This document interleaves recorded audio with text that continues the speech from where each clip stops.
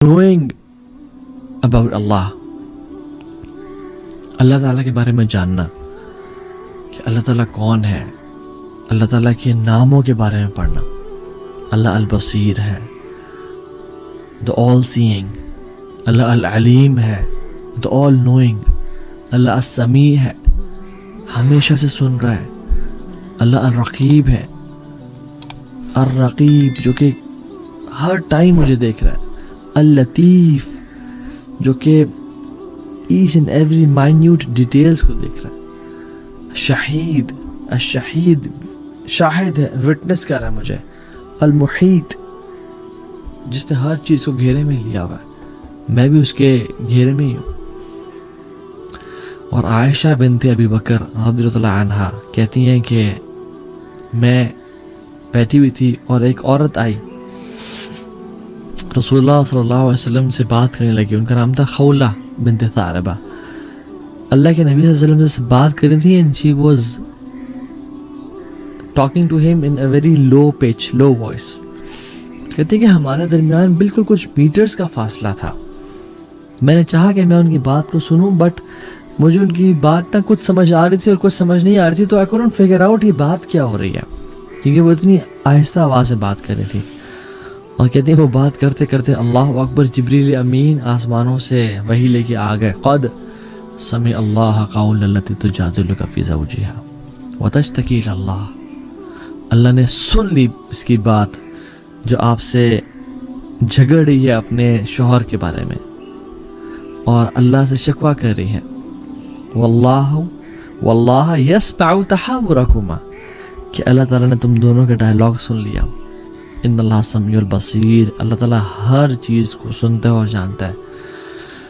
تو عائشہ کہتی ہیں کہ I was amazed کہ میں اتنے دور سے نہیں سن رہی اور اللہ رب العالمین نے 7 آسمان کے اوپر عرش کے اوپر سے ان کی بات کو سن لیا. کہتی ہے سبحان الذی وسع سمعہ الاصوات، پاک ہے وہ ذات جس کی سماعت ہر چیز کو اپنے گھیرے میں لے کے رکھی ہوئی ہے. تو ہر چیز کو سنتا ہے، ہر چیز کو دیکھتا ہے. دوسرا ٹپ، recite the Quran with contemplation, with تدبر. قرآن کو کثرت کے ساتھ پڑھیں اور جان لیں کہ قرآن ہمیں ہر قسم کے گناہ سے نکال لے گا اگر ہم قرآن کو پڑھتے ہیں تو. اور سلف کہا کرتے تھے کم من معصیت فی الخفاء منعنی منها قوله تعالی ولمن خاف مقام ربہ جنتان. اللہ اکبر. کہتے ہیں کہ کتنے ہی گناہوں نے مجھے اپنے رب کی نافرمانی سے بچا لی، یعنی کتنے ہی گناہوں سے میں بچ گیا اس آیت کی وجہ سے. وَلِمَنْ خَافَ مَقَامَ رَبِّهِ جَنَّتَانِ، کہ جو اپنے رب کے سامنے کھڑے ہونے سے ڈر گیا، حساب سے ڈر گیا، اس کے لیے 2 جنتیں ہوں گی. اور یہ آیت وَهُوَ مَعَكُمْ أَيْنَمَا كُنْتُمْ، وہ تمہارے ساتھ تم جہاں بھی ہو. کتنے گناہ میں کرنا چاہتا تھا، میرے پاس ایزی ایکسیس تھی، میرے لیے پاسبل تھا، کسی کو پتہ بھی نہ چلتا اور میں گناہ کر کے فارغ ہو جاتا. لیکن مجھے یہ آیت یاد آ گئی وَلِمَنْ خَافَ مَقَامَ رَبِّهِ جَنَّتَانِ. قرآن کو تدبر کے ساتھ پڑھیں، تفکر کے ساتھ پڑھیں. تیسری چیز، to be aware of the consequences of living مراقبہ. اس بارے میں جاننا کہ اگر میں نے مراقبہ چھوڑ دیا، اگر میں نے یہ اس بات کو چھوڑ دیا کہ میرا رب مجھے دیکھ رہا ہے، تو پھر میرے ساتھ کیا ہوگا. اور ایک بڑی خوفناک حدیث میں جو میں اکثر بتا چکا ہوں، ثوبان رضی اللہ عنہ کی حدیث ہے. آپ نے فرمایا کہ صلی اللہ علیہ وسلم لَأَعْلَمَنَّ أَقْوَامًا مِّنْ أُمَّتِي يَأْتُونَ يَوْمَ الْقِيَامَةِ بِحَسَنَاتٍ امثال الجبال الدحمۃ البیضاء. میں اپنی امت کے لوگوں کو جانتا ہوں جو قیامت کے دن آئیں گے ایسے ایسے نیک اعمال لے کے، جبال کے برابر، پہاڑوں کے برابر، اور تہامہ پہاڑ کے برابر چمکتے ہوئے نیک اعمال لے کے آئیں گے. فیجعل اللہ عز وجل ہباء منثورا، اللہ سبحانہ و تعالیٰ کو ان کو ذرات بنا دیں گے، ریزہ ریزہ کر دیں گے، مٹی مٹی کر دیں گے. تو قال ثوبان یا رسول اللہ صلی اللہ علیہ وسلم صفهم لنا جلیہم لنا اللہ نکون منہم، یا رسول اللہ ہمیں بتائیں کہ وہ کیا کرتے ہوں گے، ان کی ٹریٹس کیا ہوں گے، تاکہ ہم ان میں سے نہ ہو جائیں. وَنَحْنُ لَا نَعْلَمْ، اور ہمیں پتہ بھی نہ چلے کہ ہم ان میں سے ہو گئے ہیں. قَالَ أَمَا إِنَّهُم مِّنْ إِخْوَانِكُمْ، جان لو تمہارے بھائی ہیں. وَمِن جِلْدَتِكُمْ، اور تمہارے سکن کلرز کے ہیں. وَيَأْخُذُونَ مِنَ اللَّيْلِ كَمَا تَأْخُذُونَ، اور رات کو جو تم قیام اللیل کرتے ہو وہ بھی قیام اللیل کرتے ہیں. بالکل ہی گئے گزر نہیں، بالکل ہی لفنٹر نہیں ہے. ان میں کچھ نہ کچھ ایک تڑپ ہے کہ ہم نے عبادت کرنی ہے. وَلَكِنَّهُمْ أَقْوَامٌ إِذَا خَلَوْا بِمَحَارِمِ اللَّهِ انتهكوها، لیکن یہ وہ لوگ ہیں کہ جب اپنی تنہائیوں میں ہوتے ہیں اپنے اللہ کی حدود کو پامال کرتے ہیں، اللہ کی لیمٹ سے کراس کرتے ہیں، اللہ تعالیٰ ان کے تمام اعمال برباد کر دیں گے. میں اپنے آپ سے سوال کروں اور آپ بھی اپنے آپ سے سوال کریں، اور مجھے اپنے جواب کا معلوم ہے کہ اگر ہماری لائف کو ایک فلم کی فارم میں ہماری فیملی کے سامنے دکھایا جائے اور اس میں ہر وہ عمل ہو جو ہم کرتے ہیں، ہماری سیکرٹ بھی ہو، ہماری پبلک لائف بھی ہو، would I feel comfortable؟ اور مجھے اپنا جواب پتہ ہے. کیا ہم کمفرٹیبل فیل کریں گے کہ اس مووی کو لوگوں میں دکھا دیا جائے، سینماز میں چلا دیا جائے؟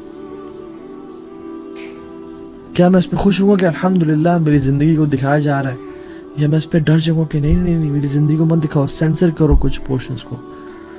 اگر تو یہ معاملہ ہے تو جاننے والا ہر چیز جانتا ہے، and we have to give attention to the production of that film because ہم ہی اس کے رائٹر ہیں، ہم ہی اس کے پروڈیوسر ہیں.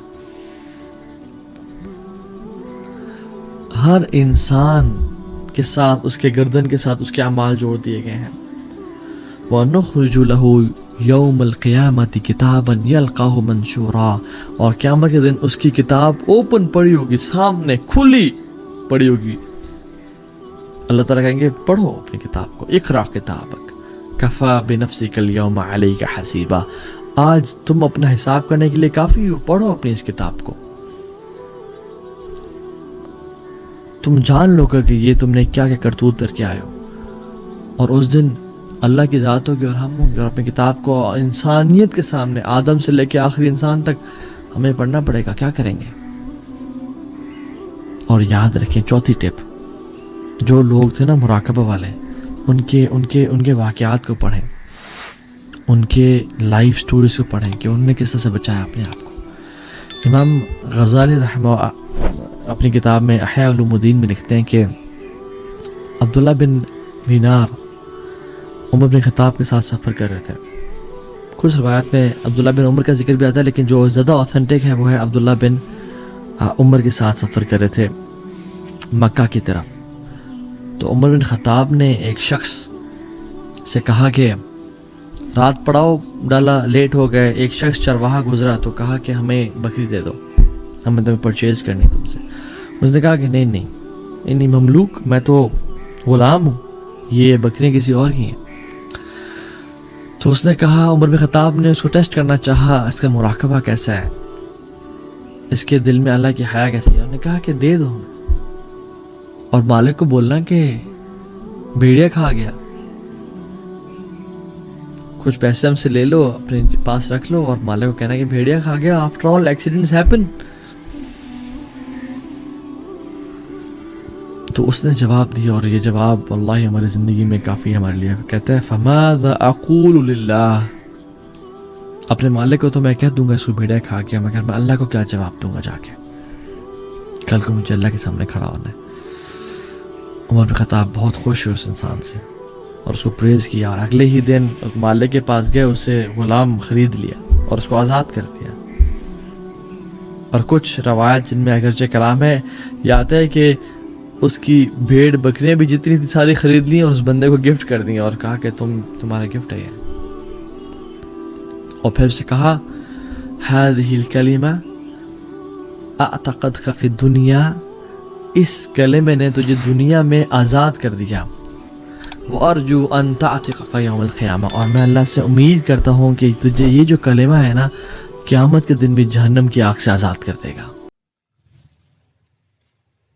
جی ناظرین، اس بات میں کوئی شک نہیں کہ اللہ رب العزت کی ذات ہی ہر چیز پر قادر ہے. اور ہم لوگ اپنی زندگی میں اللہ رب العزت کی ذات کے معجزات دیکھنا چاہتے ہیں تو ہم لوگوں کو اپنی زندگی میں اللہ کا ذکر کثرت اور یقین کے ساتھ لانا ہوگا۔ ہم لوگ جتنی کثرت سے اللہ کا ذکر کریں گے، اللہ رب العزت اتنی ہی آسانیاں ہماری زندگی میں پیدا کر دیں گے اور ہماری دعائیں قبول ہوں گی اور ہماری پریشانیاں ختم ہوں گی۔ ہمیں بھی اپنی زندگی میں اپنی دعائیں قبول کروانے کے لیے اللہ رب العزت کی ذات کا ذکر کثرت اور یقین کے ساتھ کرنا ہوگا۔ ہم لوگوں کو اس دنیا اور آخرت میں کامیاب ہونے کے لیے اللہ رب العزت کے احکامات کو نبی کریم صلی اللہ علیہ وسلم کے طریقوں پر پورا کرنا ہوگا اور 5 وقت کی نماز کا اہتمام اور دین کے باقی تمام اعمال کو اپنی زندگی میں لانا ہوگا۔ امید کرتا ہوں آپ کو آج کی یہ ویڈیو ضرور پسند آئی ہوگی۔ ملتے ہیں اگلی ویڈیو میں، جب تک اپنا خیال رکھیے گا۔ اللہ حافظ۔